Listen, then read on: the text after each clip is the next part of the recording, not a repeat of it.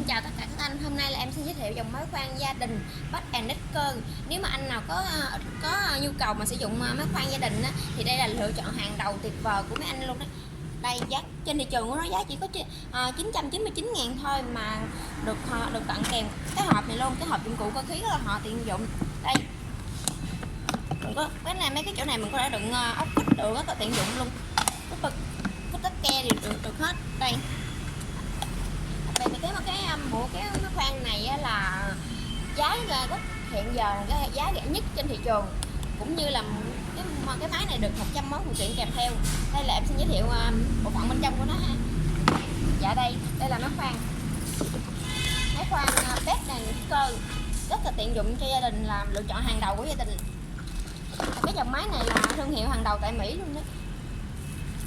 Công suất của nó là 650W, 13 ly.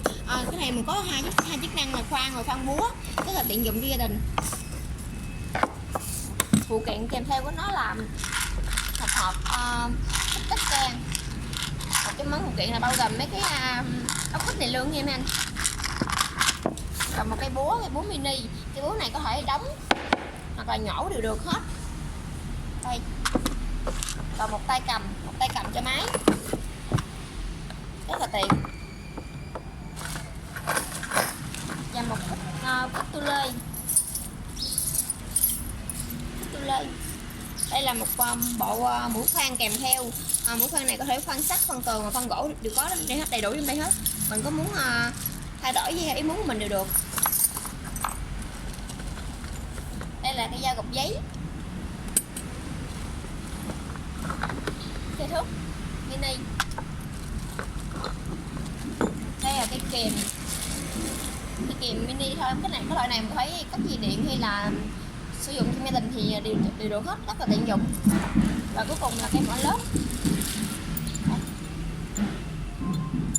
Cái điều đặc biệt của cái dòng máy này là mình được kèm một cái hộp. Đây, cái hộp rất là bự, rất là tiện dụng khi mà các anh đem theo trong quá trình sử dụng, đem theo dụng cụ cơ khí rồi. Cái dòng máy này, cái hộp này thì dòng máy Bosch nó cũng có một con, nhưng mà giá rất là cao. Còn đối với con này chất lượng nó không thua kém nha các anh, tại vì nó là thương hiệu hàng đầu tại Mỹ mà giá chỉ có 999.000, giá cực kỳ rẻ so với các dòng máy trên thị trường. Được, nếu mà anh nào có nhu cầu thì mình sở hữu ngay con này nha các anh, rất là tiện dụng. Rồi, em xin chào.